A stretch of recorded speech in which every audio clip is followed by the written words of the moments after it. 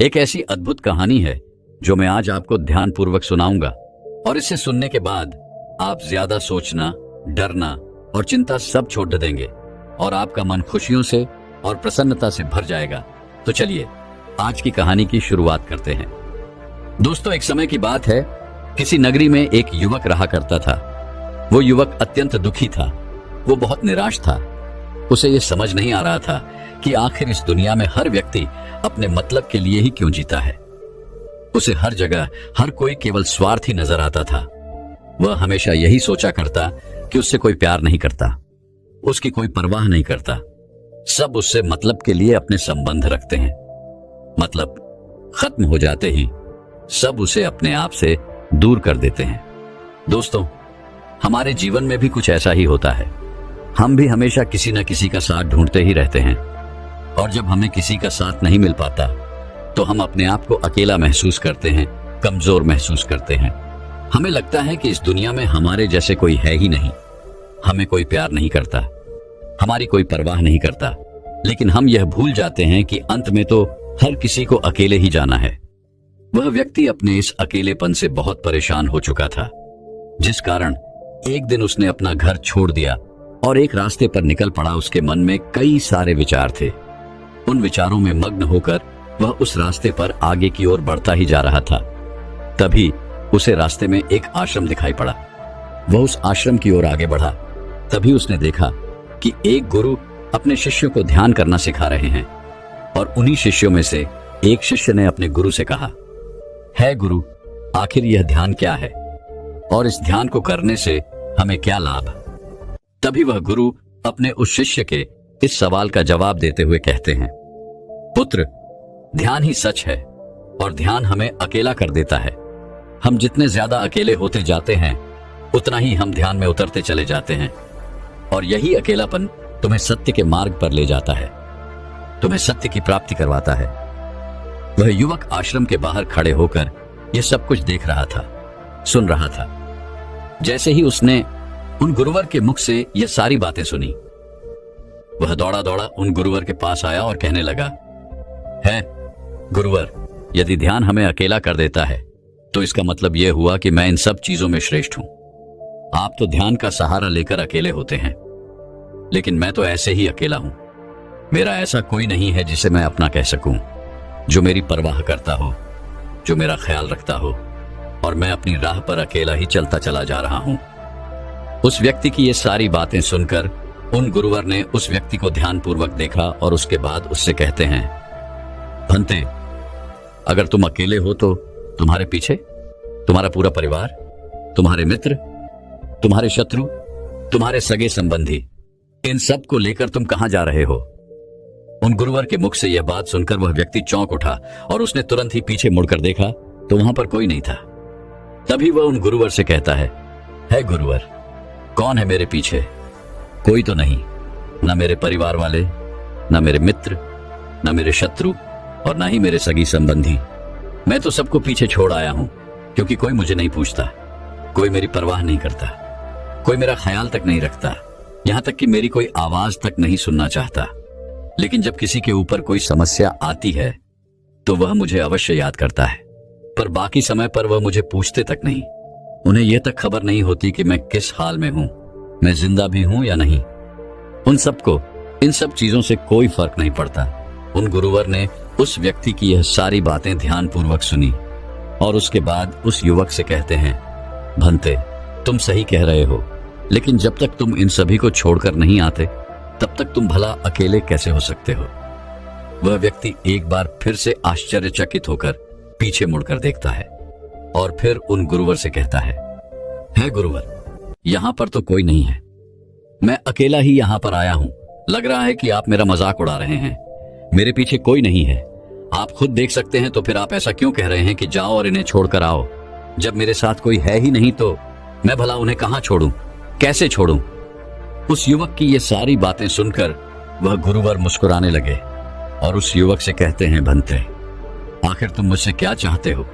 इस पर वह युवक उन गुरुवर से कहता है गुरुवर, मैं आपका शिष्य बनना चाहता हूं, मुझे कोई साथी चाहिए, मुझे अपना शिष्य बना लीजिए, मैं जीवन भर आपका आभारी रहूंगा। उस युवक की यह बातें सुनकर उन गुरुवर ने कहा, भंते, तुम चाहो तो यहां पर 1 महीने रह सकते हो। उसके बाद ही मैं यह निर्णय कर पाऊंगा कि क्या मुझे तुम्हें अपना शिष्य बनाना चाहिए या फिर नहीं। लेकिन तुम्हें मेरी एक बात माननी होगी। तुम्हें इन 30 दिनों के अंदर ध्यान का अभ्यास करना होगा। अगर तुम ये कर सकते हो तो तुम यहां पर अगले 1 महीने के लिए रुक सकते हो, अन्यथा तुम्हारे लिए यहां पर कोई जगह नहीं। उस व्यक्ति ने काफी सोच विचार कर उन गुरुवर से कहा, है गुरुवर, आप जैसा कहेंगे मैं वैसा ही करूंगा। आप चाहते हैं कि मैं इन 30 दिनों में ध्यान का अभ्यास करूं तो मैं यह करने के लिए तैयार हूं। उस व्यक्ति ने उन गुरुवर की बात मान ली और आश्रम में ही रुक गया। अगले दिन सुबह सुबह वह गुरुवर उस व्यक्ति के पास आए और उस व्यक्ति से कहने लगे, भंते, तुम किससे बात कर रहे हो? तुम्हारा ध्यान कहां है? इस पर वह व्यक्ति जवाब देते हुए कहता है गुरुवर, मेरे साथ तो कोई नहीं है, मैं भला किससे बात करूंगा, मैं तो अकेला हूं। तभी वह गुरुवर उस व्यक्ति से कहते हैं, ठीक है, लेकिन अब ध्यान लगाओ, क्योंकि तुमने मुझे वचन दिया था कि इन 30 दिनों में तुम ध्यान का अभ्यास करोगे। उन गुरुवर के कहने पर वो व्यक्ति ध्यान करने बैठ जाता है। लेकिन पहले दिन उसे ध्यान करने में बहुत तकलीफें आती हैं, बहुत सारी परेशानियों का सामना करना पड़ता है। यहां तक कि वो ढंग से लगातार बैठ भी नहीं पा रहा था। उसके पैर मानो सुन्न से हो जाते और उसका पैर मानो काम करना ही बंद कर देता। ये सारी बातें वह गुरुवर देख रहे थे। तभी उन गुरुवर ने उस व्यक्ति से कहा, बनते, तुम जितना देर चाहो उतना देर बैठ सकते हो। ये ऐसा कोई जरूरी नहीं है कि तुम एकाएक लगातार बैठे ही रहो। यदि तुम्हें थोड़ी तकलीफ है तो तुम उठ सकते हो, टहल सकते हो और फिर आकर बैठ सकते हो। इतना कहकर वह गुरुवर वहां से चले गए। अगले दिन सुबह सुबह फिर वह उस व्यक्ति के पास आए और उस व्यक्ति से कहने लगे, भंते कौन है? किससे बातें कर रहे हो? कोई आया है क्या? उन गुरुवर की इस बात का जवाब देते हुए वह व्यक्ति उन गुरुवर से कहता है गुरुवर, यहां पर तो कोई नहीं है, आप खुद देख लीजिए, मैं भला किससे बातें करूंगा। तभी वह गुरुवर एक बार फिर उस व्यक्ति से कहते हैं, चलो ध्यान का अभ्यास करो। तभी वह व्यक्ति उन गुरुवर से कहता है गुरुवर, क्या केवल आंखें बंद करके बैठ जाना, इसे ही ध्यान कहते हैं? अगर इसे ही ध्यान कहते हैं तो यह तो बड़ा ही आसान है और इसे तो कोई भी कर सकता है, केवल आंखें बंद करके बैठना ही तो है। इसका जवाब देते हुए वह गुरुवर उस व्यक्ति से कहते हैं, भंते, केवल आंखें बंद करके बैठ जाना इसे ध्यान नहीं कहते। ध्यान करने के लिए तुम्हें अपने मन को एकाग्र करना होगा, अपने मन को किसी एक चीज पर लगाना होगा। वह कोई भी चीज हो सकती है, बाहर की कोई आवाज या तुम्हारे भीतर से आने वाली ये सांसें, इन सांसों के अंदर और बाहर होने की आवाज। तुम ऐसी किसी भी चीज पर ध्यान लगा सकते हो जो लगातार वर्तमान समय में घट रही है, ताकि तुम्हारा पूरा ध्यान उस चीज पर एकाग्र हो और तुम्हारा ध्यान कहीं भी भटके नहीं, जिस कारण तुम उस पर ध्यान लगा पाओगे। और एक बात और याद रखना, जब तुम उस चीज पर ध्यान लगाओगे तो तुम्हारा ध्यान हटना नहीं चाहिए। इतना कहकर वह गुरुवर वहां से चले गए। अगले दिन जब वह सुबह सुबह एक बार फिर उस व्यक्ति से मिलने आए तो उन्होंने एक बार फिर उस व्यक्ति से कहा, भंते, आज कौन आया है? किससे बातें कर रहे हो? बड़ी जोर जोर से आवाज आ रही है। तुम यहां पर खुद शांति पाने आए हो या फिर दूसरों को अशांत करने के लिए? वह व्यक्ति उन गुरुवर से कहता है गुरुवर, पर यहां पर तो कोई है ही नहीं, तो मैं भला किससे बात करूंगा? यहां तक कि अभी तक मेरे मुख से एक शब्द तक नहीं निकला है, तो फिर आपको कैसे जोर जोर की आवाजें कहां से आ रही हैं? और जब मैंने एक शब्द भी नहीं बोला तो मैं भला दूसरों के लिए अशांति का कारण कैसे बन सकता हूं? तभी वह गुरुवर उस व्यक्ति से कहते हैं, ठीक है, चलो ध्यान का अभ्यास करो। तभी वह व्यक्ति उन गुरुवर से कहता है गुरुवर, मेरा एक प्रश्न है, क्या मैं आपसे पूछ सकता हूं? तभी वह गुरुवर उस व्यक्ति से कहते हैं, पूछो, तुम्हें क्या पूछना है? तभी वह व्यक्ति उन गुरुवर से कहता है गुरुवर, आप कहते हैं किसी भी एक चीज पर ध्यान लगाओ, जो वर्तमान समय में घट रही हो उस पर अपना पूरा ध्यान लगा दो। लेकिन जब मैं अपनी सांसों पर या फिर किसी ऐसी चीज पर ध्यान लगाने का प्रयास करता हूं जो लगातार घट रही है, तो मेरा ध्यान लगातार नहीं रह जाता। मैं पल पल भटकता रहता हूं। कभी मुझे कुछ याद आने लगता है तो कभी मुझे कुछ और याद आने लगता है। वो पुरानी चीजें, वो पुरानी यादें मेरा पीछा नहीं छोड़ती। आपके कल यहां से चले जाने के बाद मैंने ध्यान करने के लिए बहुत प्रयास किया, लेकिन वह पुरानी यादें बार बार मुझे याद आ रही थी, जिस कारण मैं एक चीज पर ध्यान लगा ही नहीं सका। तो अब मुझे क्या करना चाहिए? उस व्यक्ति की यह सारी बातें सुनकर वह गुरु मुस्कुराने लगे और वहां से चले गए। उन गुरुवर की हंसने की वजह उस व्यक्ति को समझ नहीं आई। अगले दिन सुबह सुबह एक बार फिर वह गुरुवर उस व्यक्ति के पास पहुंचे और कहा, बंते, ये तुम क्या कर रहे हो? इतना आलस, चारों ओर आलस ही आलस फैला हुआ है। अपने पास से आलस को भगाओ, अन्यथा यह तुम पर हावी हो जाएगा और फिर तुम हमेशा इसके अधीन बनकर रहोगे। तभी वह व्यक्ति गुरुवर से कहता है गुरुवर, आप तो रोज एक ही बात कहते हैं कि यहाँ पर कोई है, लेकिन मुझे तो कोई नजर आता ही नहीं। आप ही बताइए, यहाँ पर कौन है? तभी वह गुरु वह उस व्यक्ति से कहते हैं, ठीक है, चलो अभ्यास के लिए चलते हैं। तभी वह व्यक्ति उन गुरुवर से कहता है गुरुवर, मेरा एक प्रश्न है, आपकी आज्ञा हो तो मैं आपसे पूछना चाहता हूं। है गुरुवर। उस व्यक्ति से कहते हैं, हाँ पूछो, क्या प्रश्न है तुम्हारा? तभी वह व्यक्ति उन गुरुवर से कहता है गुरुवर, आपकी कृपा से अब मैं पहले से बेहतर तरीके से ध्यान कर पा रहा हूं, लेकिन अभी भी मुझे एक समस्या आ रही है, और वह यह है कि जब भी मैं अपनी सांसों पर ध्यान देता हूं तो मेरा मन एकाग्र तो होता है और मैं पहले से ज्यादा और अच्छी तरह से ध्यान भी लगा पाता हूं, लेकिन ध्यान लगाते लगाते मुझे नींद आने लगती है और मैं सो जाता हूं। फिर उसके बाद मुझसे ध्यान नहीं हो पाता। उसके बाद केवल बस मुझे नींद ही नींद आती रहती है और मैं ध्यान की तरफ फिर अपने आप को मोड़ नहीं पाता। उस व्यक्ति की यह बात सुनकर वह गुरुवर उस व्यक्ति से कहते हैं, ये तो अच्छी बात है। इतना कहकर वह वहां से चले जाते हैं। 5वें दिन जब सुबह सुबह वह गुरुवर उस व्यक्ति के पास पहुंचते हैं तो वे कहते हैं, भंते, तुमने इतने लोगों को क्यों बुला रखा है? इतने सारे लोग तुम्हें ध्यान नहीं करने देंगे। तुमने इतने सारे लोगों को क्यों बुलाया है? इन्हें यहां से जल्दी भेजो। मुझे ये बिल्कुल नहीं पसंद। तुम तो यहां पर अकेले आए थे जैसा कि तुमने कहा, तो फिर इतने सारे लोगों को तुमने आज क्यों बुला रखा है? इन्हें अभी के अभी वापस छोड़कर आओ। तभी वह व्यक्ति उन गुरुवर के बारे में मन ही मन यह सोचता है कि लगता है गुरुवर पागल हो चुके हैं। जब भी रोज आते हैं तो हमेशा एक ही बात कहते हैं कि यहां पर कोई है, लेकिन मुझे तो कोई नजर ही नहीं आता। बड़ी विनम्रता से उन गुरुवर से कहा, है गुरुवर, शायद आपकी आंखें जो देख पा रही हैं वह मैं नहीं देख पा रहा हूं। मुझे तो यहां पर कोई नजर नहीं आता। फिर आपको कैसे? यहां पर लोग ही लोग नजर आ रहे हैं। फिर गुरुवर उस व्यक्ति से कहते हैं, अच्छा ठीक है, चलो अब ध्यान का अभ्यास करते हैं। तभी वह व्यक्ति उन गुरुवर से कहता है गुरुवर, मुझे ध्यान के वक्त नींद आती थी। जैसा कि मैंने आपको बताया था, उस पर तो मैंने नियंत्रण पा लिया, लेकिन अब जब भी मैं ध्यान करने बैठता हूं, किसी एक चीज पर अपना ध्यान केंद्रित करता हूं, तो मेरे मन में विचारों का सैलाब होता है। मानो विचारों की बाढ़ सी आ जाती है।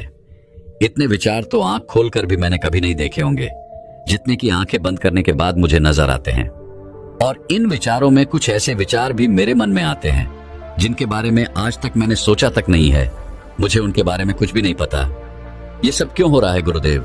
उन गुरुवर ने उस व्यक्ति की यह बात सुनकर उस व्यक्ति से कहा, अच्छा ऐसा हो रहा है। इतना कहकर वह गुरुवर वापस चले गए। अगले दिन सुबह सुबह वह गुरुवर एक डंडा लेकर उस युवक के पास पहुंचे और एक डंडा जड़ते हुए उस युवक से कहते हैं, मैंने तुम्हें पहले ही कहा है, इतने सारे लोग मुझे पसंद नहीं, तुम्हें इन्हें छोड़कर आना होगा। आखिर तुम रोज रोज इन्हें क्यों ले आते हो? इतनी भीड़ इकट्ठा करके तुम्हें क्या लाभ? आज के बाद यह यहाँ पर नहीं आने चाहिए। इस बात का ख्याल रखना। यदि आज के बाद यहाँ पर कोई भी नजर आया और तुम्हारी बक बक मुझे सुनाई पड़ी, तो मैं तुरंत ही तुम्हें इस आश्रम से निकाल दूंगा। तभी वह व्यक्ति बड़ी विनम्रता से उन गुरुवर से कहता है गुरुर, मुझे तो यह समझ नहीं आता कि मुझे कोई नजर ही नहीं आता, लेकिन आप रोज एक ही बात कहते हैं कि यहाँ पर मैंने भीड़ इकट्ठी कर रखी है। जिन लोगों को भी मैंने लाया है उन्हें मुझे छोड़कर आना होगा, लेकिन मैं आपसे हर रोज एक ही बात कहता हूँ कि मुझे कोई नहीं नजर आता, ना ही मुझे कोई यहाँ पर दिखाई पड़ता है और ना ही मैं अपने मुख से एक शब्द भी निकालता हूँ, लेकिन फिर भी आप कहते हैं कि आपको लोगों की आवाजें सुनाई पड़ रही हैं। तभी वह गुरुवर है उस व्यक्ति की इस बात का जवाब देते हुए कहते हैं, क्या तुम्हारे मित्र, तुम्हारे परिवार वाले, तुम्हारे सगे संबंधी, तुम्हारे शत्रु, तुम्हारी इच्छाएं, तुम्हारी वासनाएं, ये सब क्या तुमसे मिलने नहीं आते? वह व्यक्ति उन गुरुवर से कहता नहीं गुरुदेव, मुझसे कोई मिलने नहीं आता। मैं तो यहां पर अकेला ही आया था और अभी भी मैं अकेला ही हूं, मेरा कोई नहीं। तभी वह गुरु वह क्रोधित होकर उस झंडे से उस व्यक्ति पर एक और प्रहार करते हैं और कहते हैं, अभी बैठो, अभी ध्यान लगाओ, और यदि तुम्हारे ध्यान में कोई भी आता है तो मुझे बताओ। वह व्यक्ति उन गुरुवर की बात मान लेता है और तुरंत ही ध्यान करने बैठ जाता है। कुछ देर तक तो वह काफी शांत रहता है, लेकिन कुछ देर बाद ही वह उन गुरुवर से कहता है गुरुदेव, मेरा भाई मुझसे मिलने आया है, साथ में मेरे पिताजी भी हैं। दोनों बहुत दुखी हैं क्योंकि मैं उन्हें छोड़कर यहाँ जो चला आया हूँ। मेरे भाई की तबीयत भी कुछ ठीक नहीं लग रही। वह मुझे बुला रहे हैं। मेरे बड़े भाई की पत्नी अर्थात मेरे भाभी मेरे बड़े भाई के साथ अच्छा व्यवहार नहीं कर रही, और तो और मेरी प्रेमिका भी आई हुई है। वह मुझसे पूछ रही है कि क्या तुम मुझसे शादी करोगे या फिर मैं किसी और से शादी कर लूं। वह भी बहुत दुखी नजर आ रही है। और इतना ही नहीं, मेरे कुछ मित्र भी पीछे खड़े हैं जिनसे मैंने कुछ कर्ज लिए थे। आज वो मुझसे अपना कर्जा मांगने आए हैं, मुझे धोखेबाज कह रहे हैं, मुझे अपशब्द बोल रहे हैं, और वो साथ में मेरे कुछ शत्रुओं को भी लाए हैं। लेकिन मेरे शत्रु मुझे मारना नहीं चाहते। वह तो यह कह रहे हैं कि तू तो पहले से ही मरा हुआ है, तुझे और क्या मारना। इतना कहकर वह व्यक्ति कुछ देर के लिए शांत हो गया, लेकिन उसी के बाद फिर कुछ देर बाद वह एक बार फिर से उन गुरुवर से कहने लगा है, गुरुवर, अब मेरे पास एक बहुत बड़ा घर है, इसे मैंने खरीद लिया है। मैं, मेरे पिता, मेरी माता, मेरा भाई, मेरी भाभी सभी इसमें बहुत मिलजुल के रह रहे हैं। हम बहुत खुश हैं। मैं अब अपने मित्रों से अत्यधिक अमीर हूं। मेरे पास बेशुमार धन दौलत है, और तो और मैंने अपनी प्रेमिका से शादी भी कर ली है और इसका जश्न मना रहे हैं। इतना कहकर वह व्यक्ति एक बार फिर शांत हो गया और फिर कुछ देर बाद और फिर एक बार उन गुरुवर से कहता है गुरुवर, मुझे कोई मारने का प्रयास कर रहा है। लगातार वो मुझ पर प्रहार कर रहा है। मैं उसका चेहरा देखने का प्रयास कर रहा हूं, लेकिन मुझे उसका चेहरा नजर नहीं आ रहा। इतना कहते कहते वह उन गुरुवर से कहता है, गुरुदेव, ये तो आप हैं जो मुझे मार रहे हैं और यह भी कह रहे हैं कि इतनी भीड़ को लेकर क्यों आए हो और इन्हें लेकर कहां जा रहे हो। मेरे साथ तुम्हें अकेले ही चलना होगा। इतना कहकर वह व्यक्ति ध्यान से उठ गया और उनको रुके चरणों में गिर पड़ा और उनसे कहने लगा, है गुरुदेव, आप सही थे। आप जो हमेशा कहते थे कि इस भीड़ को लेकर मैं कहां जा रहा हूं, आप हमेशा यही कहते थे कि इन सबको छोड़ कर आओ, लेकिन मुझे कोई नजर नहीं आता था। लेकिन आज मैंने उन सबको देख लिया जिन्हें मैं अपने साथ लेकर आया था, जिन्हें मैं अपने साथ लेकर घूम रहा था। हर कोई मेरे साथ ही है, मेरे पास है। लेकिन मैं ये सोच रहा था कि आखिर मैं इतना बेचैन क्यों हूं और मेरी बेचैनी की वजह क्या है। उस व्यक्ति की यह सारी बातें उन गुरुवर ने ध्यानपूर्वक सुनी और उसके बाद वो वहां से चुपचाप उठकर चले गए। उसके बाद से वो गुरुवर उसके पास कभी नहीं आए। लेकिन वह व्यक्ति हर रोज ध्यान का अभ्यास कर रहा था और पूरे 1 महीने बाद जब वह उन गुरुवर के पास पहुंचा तो उन गुरुवर से कहने लगा है, गुरुवर, जैसा कि आप कहते थे कि मैं हमेशा अपनी भीड़ को अपने साथ लेकर घूमता हूं, तो आज मैंने उस भीड़ को विदा कर दिया है और अब मैं बिल्कुल अकेला हूं। मेरे साथ कोई नहीं, मेरे साथ आप भी नहीं है, यहां तक कि मैं खुद अपने साथ नहीं हूं। मैं एक परम शांति महसूस कर रहा हूं। अब मुझे ऐसा प्रतीत होता है कि अब मेरे जीवन में कोई समस्या नहीं है, कोई समाधान नहीं है। मैं बहुत हल्का महसूस कर रहा हूं, मैं बहुत अच्छा महसूस कर रहा हूं और इस शांति में जो आनंद है इसका क्या कहना। तभी वह गुरुवर उस व्यक्ति से कहते हैं, भंते, अगर तुम चाहो तो इस अकेलेपन को लेकर तुम अपनी दुनिया में वापस जा सकते हो। अव्याधि, तुम उस संसार में वापस भी लौट जाओ। भले ही लोग तुम्हारे आसपास क्यों न रहे, भले ही पूरी भीड़ तुम्हारे साथ क्यों न रहे, लेकिन फिर भी तुम अकेले ही रहोगे। फिर चाहे वह तुम्हारे रिश्तेदार हो, सगे संबंधी हो, परिवार वाले हो, तुम्हारे मित्र, तुम्हारे शत्रु, तुम्हारी भावनाएं या फिर तुम्हारी प्रेमिका, इन सब के साथ रहकर भी तुम पूर्ण रूप से अकेले ही रहोगे। और इतना ही नहीं, तुम्हारे जीवन में जब भी कोई बुरी परिस्थितियां आएंगी तब भी तुम बिल्कुल अकेले और शांत रहोगे और तुम हर परिस्थितियों का समाधान निकालने में भी अब पूरी तरह सक्षम हो चुके हो। और यदि अब तुम चाहो तो मैं तुम्हें अपना शिष्य बना सकता हूं, क्योंकि हो सकता है तुम्हें यह लग रहा हो कि यह 30 दिन तो पूरे खत्म हो चुके, लेकिन ध्यान का मार्ग अभी शुरू हुआ है। और याद रहे कि अभी तो बहुत कुछ सीखना है, जानना है, लेकिन कुछ रखना नहीं है। यह मार्ग अभी शुरू हो रहा है और यह मार्ग अति लंबा है और इस मार्ग की शुरुआत शांति से ही होती है। तभी वह व्यक्ति उन गुरुवर को प्रणाम करता है और उनसे कहता है गुरुवर, मैं अपने घर वापस लौटना चाहता हूं, अपने उस संसार में वापस जाना चाहता हूं ताकि मैं अपनी जिम्मेदारियों को निभा सकूं और साथ ही साथ इस मार्ग पर भी आगे बढ़ सकूं। यदि आपकी आज्ञा हो।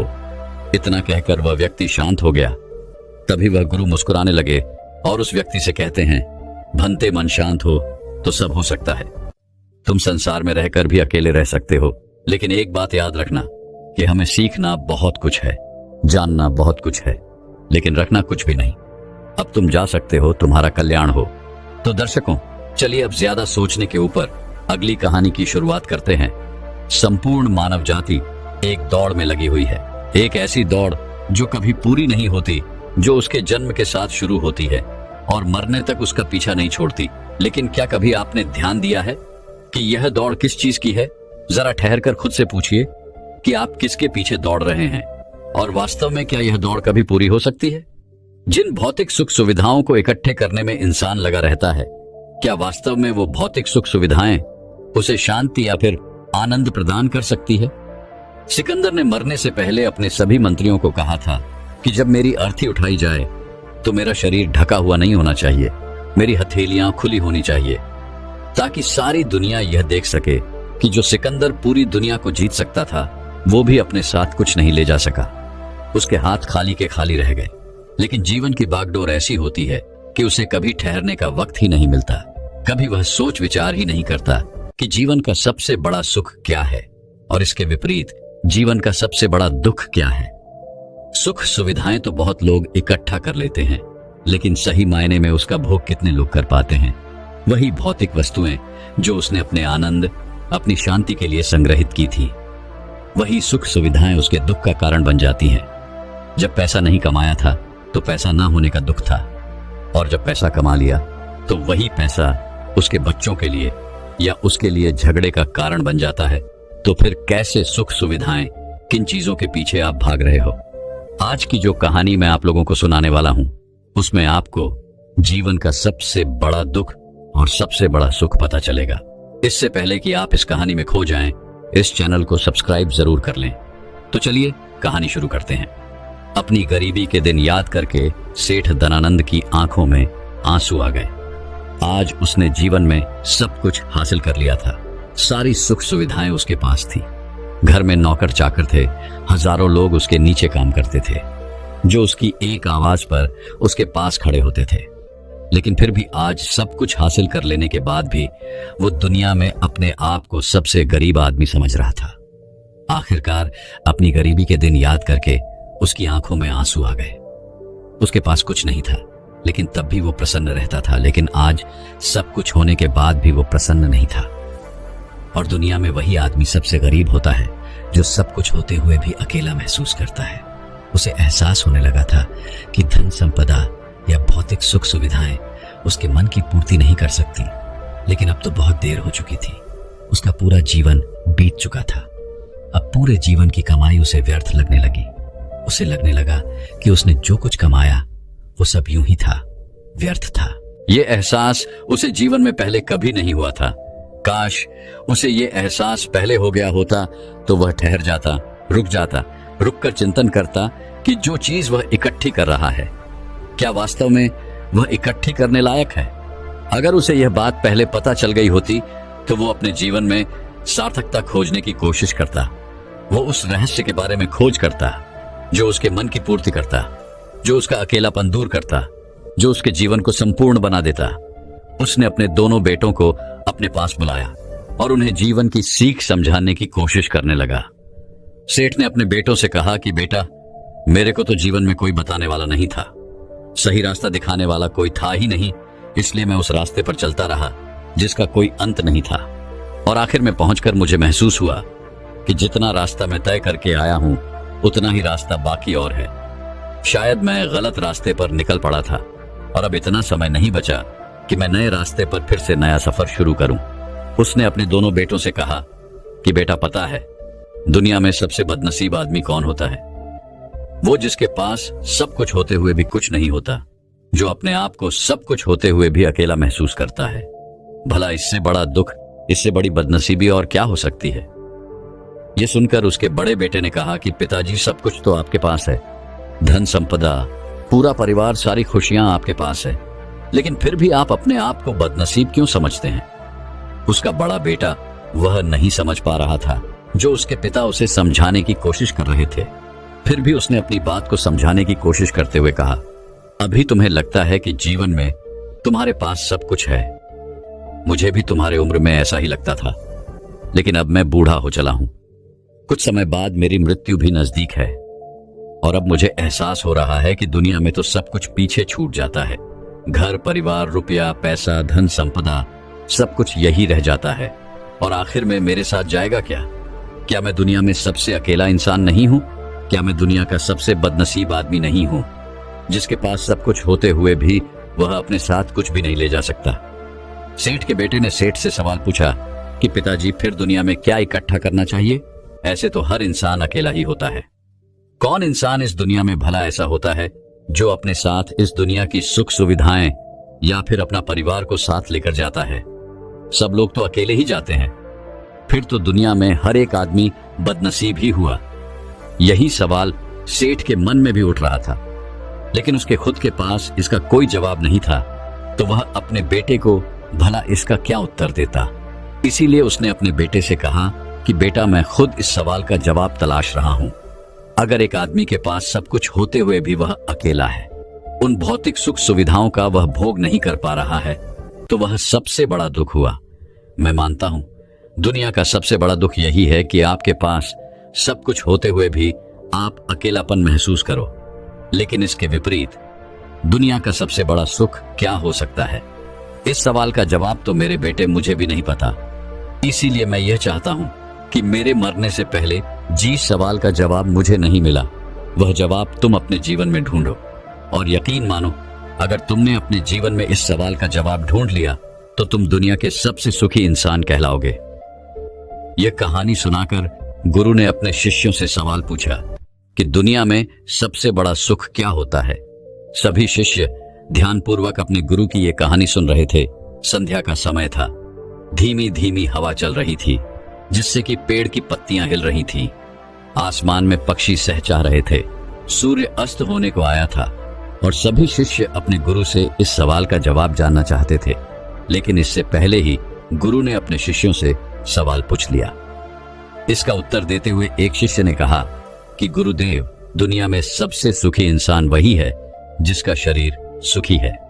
अगर आपके शरीर में बीमारियां हैं तो आपके पास कितनी भी भौतिक सुख सुविधाएं हों, आपके लिए वो व्यर्थ है। और इसके विपरीत अगर आपका शरीर सुखी है, अगर आपका शरीर स्वस्थ है, तो चाहे आपके पास कुछ भी नहीं हो, लेकिन उसके बावजूद आप अपने जीवन में सुखी रहोगे। इसीलिए संसार का सबसे बड़ा धन हमारा शरीर होता है। यह सुनकर दूसरे शिष्य ने उसका विरोध करते हुए कहा कि गुरुदेव, दुनिया में बहुत से लोग ऐसे हैं जिनका शरीर एकदम स्वस्थ है, लेकिन बावजूद इसके वो अपने जीवन में सुखी नहीं है। मैं मानता हूं कि जीवन में सबसे ज्यादा सुखी वही इंसान है जिसका मन सुखी है। गुरु ने अपने इस शिष्य से सवाल किया कि अच्छा ये बताओ कि मन को सुखी किस प्रकार किया जा सकता है। इसका जवाब देते हुए उस शिष्य ने कहा कि गुरुदेव, मन कभी भी संतुष्ट नहीं होता है। अगर हम किसी प्रकार मन को संतुष्ट करना सीख लें तो फिर हम किसी भी परिस्थिति में आनंद और शांति से रह सकते हैं। लेकिन समस्या यही होती है कि मन का भला कभी होता ही नहीं है। मन को चाहे कितना भी खिला दो, लेकिन उसकी भूख कभी पूरी नहीं होती। चाहे उसको कितना ही धन दे दो, लेकिन बावजूद इसके इसका लालच बढ़ता ही जाता है। अब गुरु ने सभी शिष्यों को समझाना शुरू किया। गुरु ने कहा कि अज्ञानतावश मनुष्य कभी यह समझ नहीं पाता कि उसका मन हमेशा से खाली था, लेकिन व्यर्थ की चिंताएं, व्यर्थ के लक्ष्य अपने जीवन में बनाकर उसने अपने मन को बांध लिया। जिस मन की प्रवृत्ति हमेशा खाली रहने की थी, उसने उस मन को कूड़े कचरे से भर लिया। इसीलिए वह मन जो बचपन में हमेशा खाली रहता था, हर चीज में, हर खेल में आनंद ढूंढ लेता था, अकेले में भी आनंद पूर्वक, शांति पूर्वक रहता था। अब वही मन सब कुछ मिल जाने के बाद भी हमेशा दुखी रहता है। लेकिन अगर इंसान सिर्फ वर्तमान में रहना सीख ले, सिर्फ इतना सा होश प्रकट कर ले कि उसे हमेशा वर्तमान में रहना है, ना तो भविष्य की कल्पनाओं में, ना अतीत की यादों में, सिर्फ वर्तमान में, सिर्फ इस एक सूत्र से वो अपने पूरे जीवन को बदल सकता है।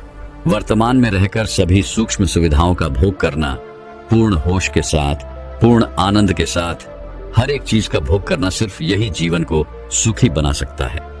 हम हर चीज को, हर काम को, हर रिश्ते को आधे अधूरे मन से निभाते हैं। जैसे कि खाना खाते समय हमारा दिमाग कहीं रहता है, हमारा शरीर कहीं रहता है, और इसीलिए जब शरीर और मन में दूरी पैदा होती है तो उससे तनाव पैदा होता है। अगर आपका शरीर और आपका मन और मस्तिष्क सभी एक जगह पर संगठित होना सीख लें, तो फिर आप अपने जीवन में उस शांति, उस आनंद का एहसास कर पाएंगे जो बड़े बड़े योगी पहाड़ों में तपस्या करके प्राप्त करते हैं। लेकिन इसके लिए जीवन में ज्ञान के प्रकाश का उदय होना बहुत आवश्यक है, क्योंकि अज्ञानता में आप अपने मन को कभी नहीं समझ पाएंगे। मन को समझना इस दुनिया का सबसे कठिन कार्य होता है। अगर आप अपने मन को जबरदस्ती वर्तमान में खींच कर लाने की कोशिश करेंगे तो आप बहुत जल्दी परेशान हो जाएंगे। ये कार्य बड़े धीरे धीरे, बड़ी निष्ठा और प्रेम के साथ किया जाता है, बड़े संयम के साथ किया जाता है। अगर आप इसको जबरदस्ती करने की कोशिश करेंगे तो आप तनाव में आ जाएंगे, आप बहुत जल्दी हार मान लेंगे। इसलिए कदम कदम पर आगे बढ़ा जाए तब मंजिल सामने ही है। और यह कहकर गुरु ने सभी शिष्यों से कहा कि अब हम ध्यान करेंगे। ध्यान करने से मनुष्य का मन, उसका मस्तिष्क वर्तमान में स्थापित होना सीख जाता है। धीरे धीरे प्रतिदिन ध्यान का अभ्यास करने से वह उस आनंद और शांति का अनुभव कर पाता है जो सांसारिक वस्तुओं में कहीं नहीं मिलता, जो किसी भौतिक सुख सुविधा में नहीं मिलता। और इसके बाद सभी शिष्य अपने गुरु के साथ ध्यान में लीन हो गए। दोस्तों, मैं उम्मीद करता हूं कि यह कहानी सुनने से आपके जीवन में अच्छे बदलाव आए होंगे। आपको इस वीडियो से क्या सीखने मिला ये कमेंट करके जरूर बताएं, और अपने परिवार, दोस्तों या आपके करीबी इंसान के साथ ये कहानी शेयर करके उन्हें भी इस ज्ञान से परिचित करवाएं। बाकी अगर आपको ये वीडियो दिल से अच्छी लगी हो तभी इस वीडियो को लाइक कर देना, और आपने अब तक इस चैनल को सब्सक्राइब ना किया हो तो चैनल को सब्सक्राइब भी जरूर कर देना। आपका हर दिन शुभ हो और खुशियों से आपका जीवन भरा रहे। धन्यवाद। नमो बुद्धाय।